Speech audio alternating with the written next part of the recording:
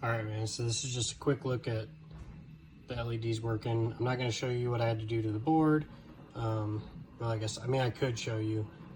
Basically, on the accent pads, you have to bridge. And I have to show you, but basically there's two little pads you got to bridge. So I actually put 2 resistors on there for the LEDs, so these shouldn't get overloaded at all. I wasn't positive if your buddy had resistored this red or not, so I did just a precaution. So, but here you go.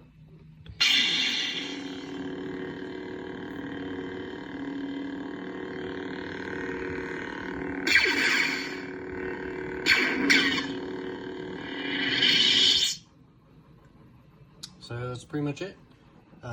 They'll stay on for a while and then the board goes into deep sleep. So, yep, there you go.